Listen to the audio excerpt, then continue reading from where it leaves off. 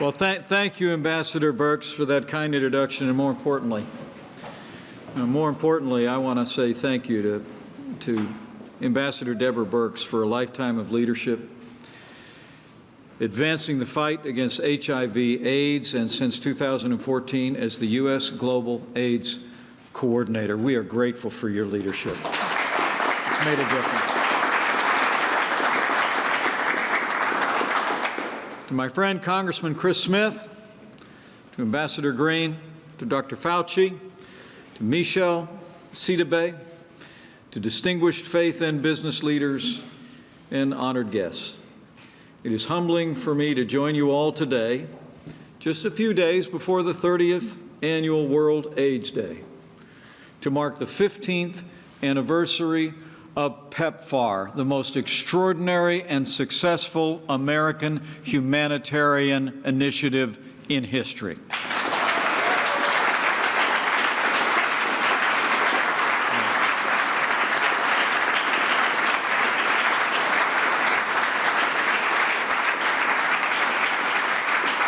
And everyone in this room represents organizations, businesses, and faith-based organizations that played a critical role in implementing this extraordinary success and advancing the progress that we have made, not just over the last 15 years, but over the last 30 years, combating HIV and AIDS. And as I begin, let me bring greetings from a friend of mine who is a leader committed to the health and well-being of the American people and has brought new and renewed American commitment to the fight against HIV/AIDS here and around the world. I bring greetings from the 45th President of the United States of America, President Donald Trump.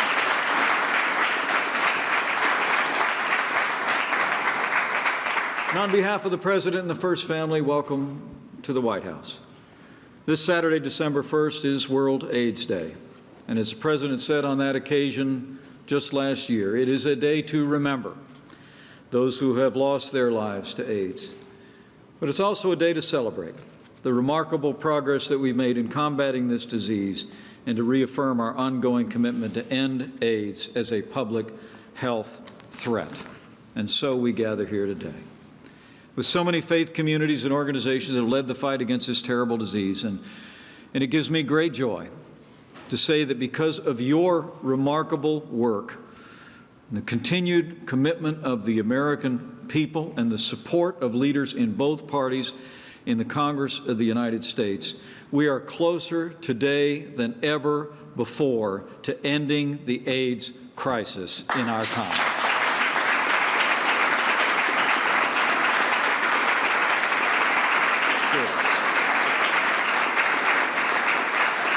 Now, the credit for this achievement is widely shared.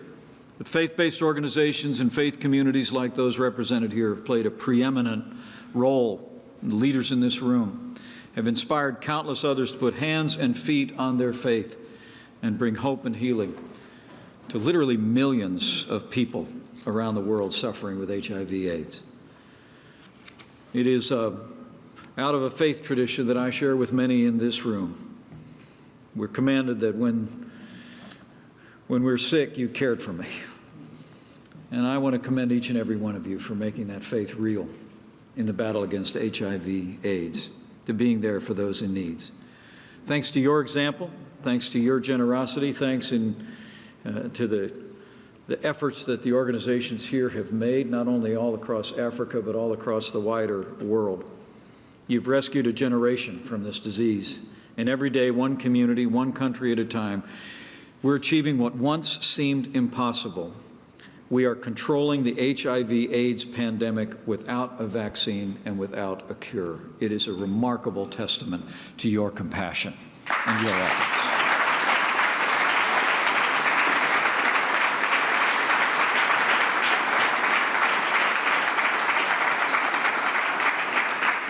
Amazing to think of the progress that we've made. Over the past 37 years, HIV/AIDS has infected more than 77 million people worldwide and claimed no less than 35 million lives, devastating countless families and communities around the world. In response to this health crisis, the American people did as we always do. We mobilized the resources of the nation to fight this epidemic, not just in our own nation, our communities, but ultimately in every corner of the world.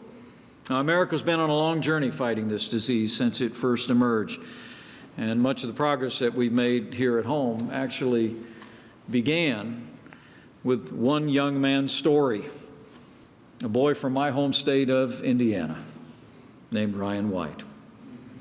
Ryan was just 13 years old when he was diagnosed with AIDS. Following a blood transfusion in December of 1984, he was given 6 months to live. His story not only captured the hearts of people across my home state of Indiana, but it captured the attention of the nation and the world. When he returned to school facing his diagnosis in that year, he faced discrimination and a stigma associated with the disease, in part due to the misunderstanding about HIV/AIDS at the time. But Ryan and his mom didn't give up, and Jean White Ginder and her courageous son fought. They fought for his right to go back to school while he was fighting for his life. Ryan's story gained national and international attention. His courage and example, though, helped educate the American people about the realities of HIV/AIDS, and it galvanized the United States Congress to act.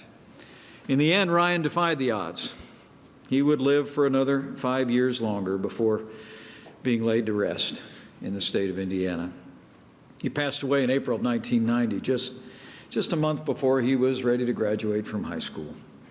And only a few months, though, later, the Congress of the United States passed the Ryan White Comprehensive AIDS Resource Emergency Act, and his legacy lives on to this day.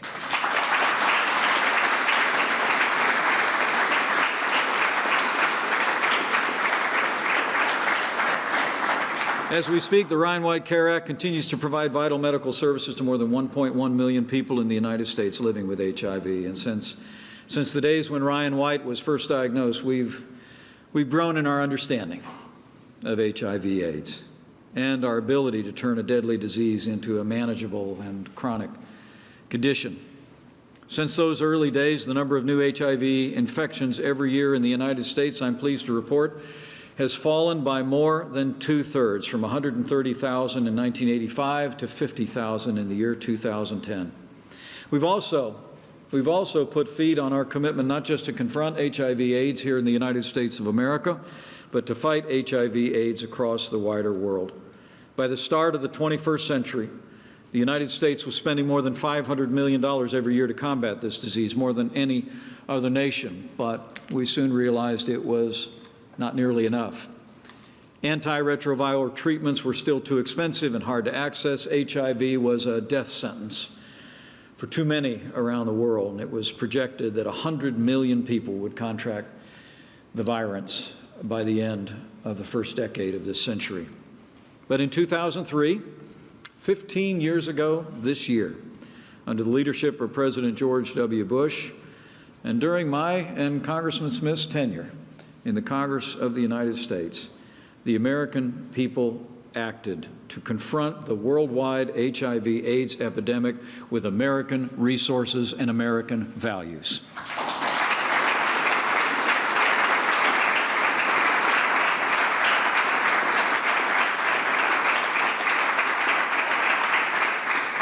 President Bush's call to action resulted in one of the most extraordinary bipartisan achievements of compassion in our time, the President's Emergency Plan for AIDS Relief, otherwise known as PEPFAR.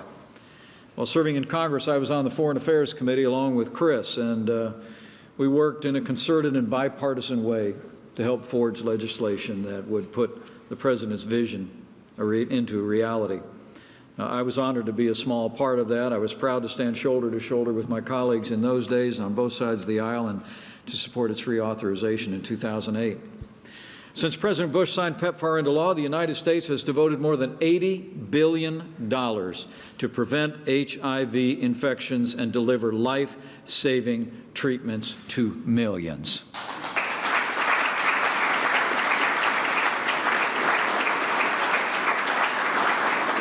This investment This investment in those around the world suffering with HIV/AIDS is the largest investment by any nation to respond to a single disease in human history. And PEPFAR has not only been the largest investment, it has been inarguably one of the most successful investments in healthcare and humanitarian aid in American history.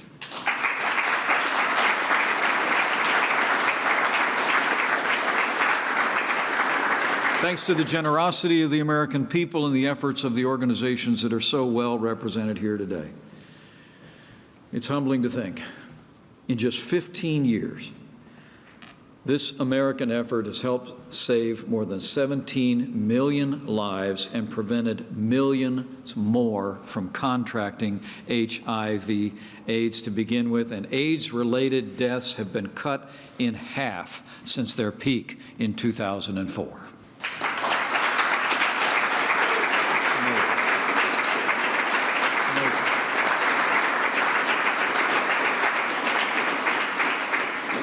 Like all of you, this is a cause that's close to the heart of the American people and close to my heart. And standing before you today, I couldn't be more pleased with the timing of our gathering, because just last night, bipartisan majorities in the House and Senate voted to reauthorize PEPFAR, and President Donald Trump will soon sign it into law.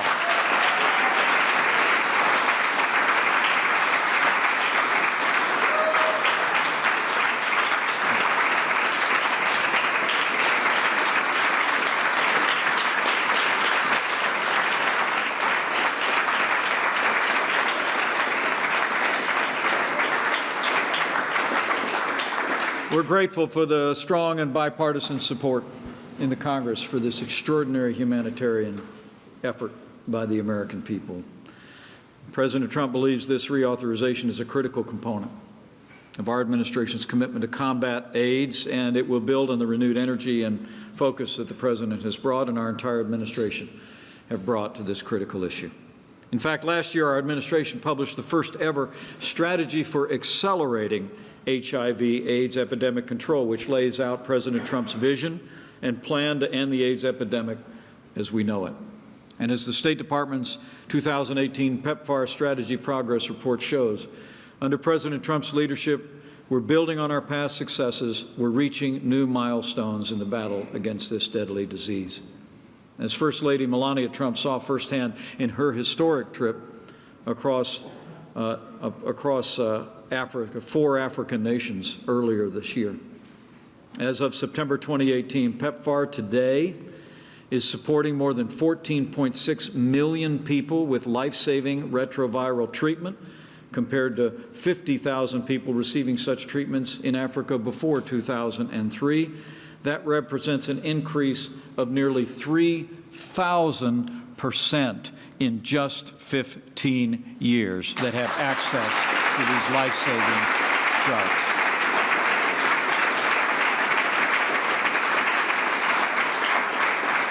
And thanks to PEPFAR, more than 2.4 million babies of HIV-positive mothers have been born HIV-free. More than 6.8 million orphans, vulnerable children, and their caregivers are surviving and thriving. And over 270,000 healthcare workers have been trained to help save lives in the most vulnerable communities. Today, as many as 13 high-burden nations are on track to control their HIV epidemic by 2020. 11 of the 53 nations that PEPFAR supports are funding a majority of HIV response within their borders. And I want to assure you, our administration will continue to empower ever more countries to mobilize domestic resources to share more of this burden. We will work with our partners together to confront HIV/AIDS around the world.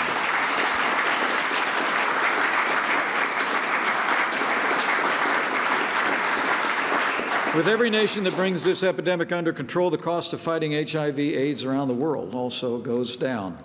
Just look at Ethiopia, where PEPFAR assistance has decreased from over $400 million to just $100 million in the last 4 years, as that country has reached the verge of achieving HIV epidemic control.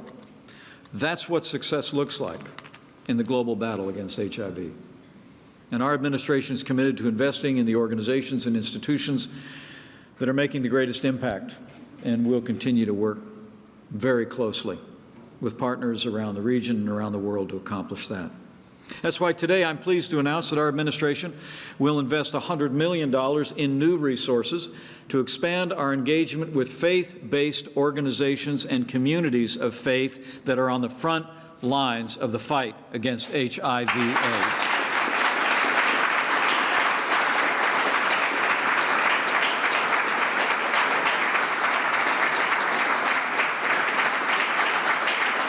This new investment of $100 million in faith-based organizations will increase the funding to those organizations by a full third, and this will make a world of difference, we believe, in countless lives affected by this disease. The truth is that this is a sound investment because faith-based organizations like those in this room and so many others around the world have been a cornerstone of PEPFAR's success.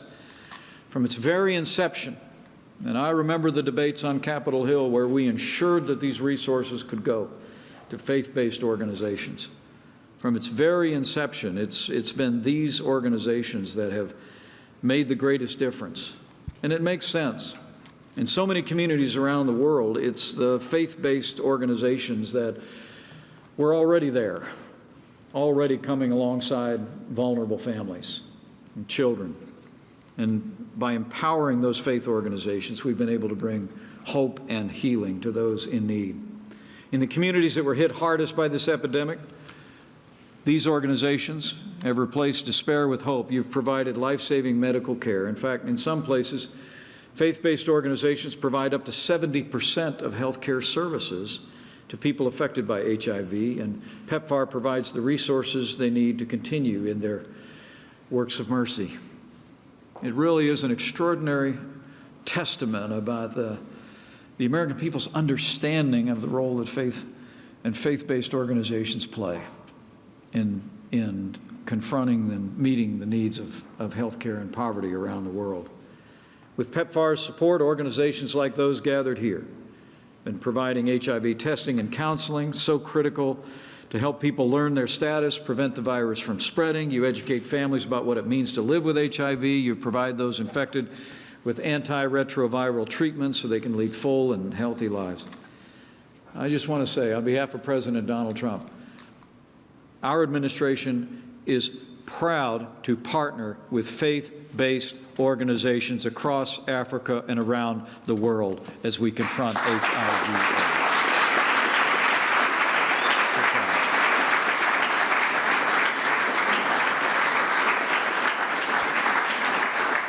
We know, and history teaches, that every dollar we invest in faith-based organizations pays dividends in the fight against this crisis, and your work has made a world of difference. Among the millions of lives that have been saved since PEPFAR was signed into law by our investment and by those of our partners, it's still just one life at a time. And I learned of one in particular, and I think as we think about this issue, we ought not to allow ourselves to be caught up in the numbers, because we're talking about people. We're talking about real lives. And as the American people celebrate 15 years of this extraordinary success and accomplishment in PEPFAR, we ought to think about it the way that Americans always do, and that is about its impact on the individual and individual lives. I recently learned one story in particular, a young Kenyan woman named Mercy Millicent, who might not be alive today without the care and compassion she received through the Leo Toto program, one of PEPFAR's longtime partners, the Children of God Relief Institute. Now, Leo Toto means to raise a child in Swahili. Through this program, with the strong support of PEPFAR, the Children of God Relief Institute has helped raise more than 10,000 HIV-positive children to lead healthy, happy lives, including Mercy. Mercy's aunt took her to Leo Toto after she discovered her HIV status following the death of her mother. There, Mercy received medical care she needed. not only to survive, but to thrive. She gained confidence. She gained education. She gained a future. Well, now Mercy's 22, studying at the Kenya Institute of Management. But as she said, quote, "I am who I am because of Leah Toto and PEPFAR."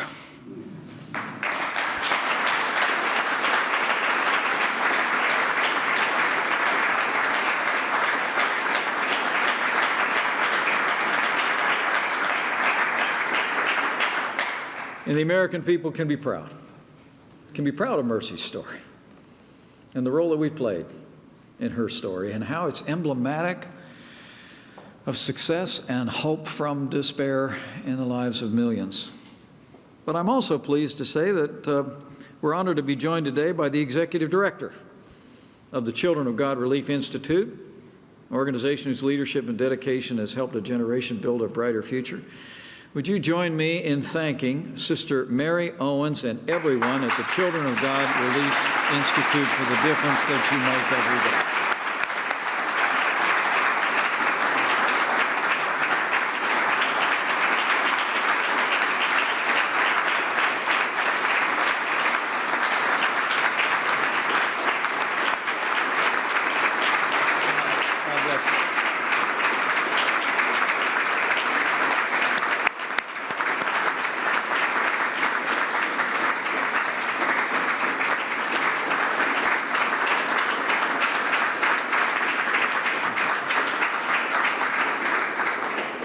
Thank you, Sister Mary Owens. Thank you for your ministry. Thank you for your example. And let me thank all of you. Thank all of you for being here today, just a few days short of World AIDS Day, as we gather in this moment just to celebrate what the American people and our extraordinary partners have been able to accomplish over the last 15 years. In the dedication that we've all demonstrated in the fight against HIV/AIDS around the world. We've made great progress, but our work is far from over. And as evidenced by the Congress's action and the President's renewed leadership, that work will continue until we end the scourge of HIV/AIDS once and for all.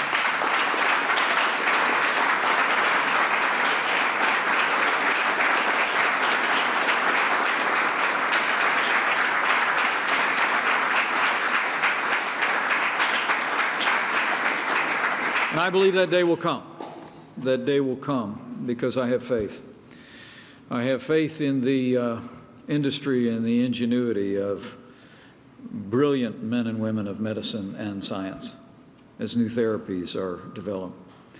I have faith in the extraordinary commitment of people who've put hands and feet on their faith to come alongside people affected by HIV/AIDS in this country and around the world. I have faith that the American people and this President and our entire administration will continue to see this cause through. And I lastly have that other kind of faith. That faith that commands us to not grow weary in doing good, for in due season we will reap a harvest of blessing if we do not give up. And that, as President Kennedy said so memorably, our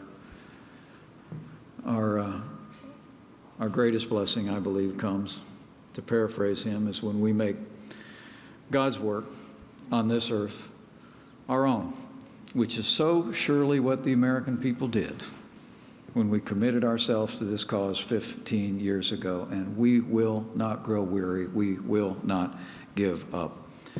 So help us God. Thank you all for being here. Thank you for your work in the ministry.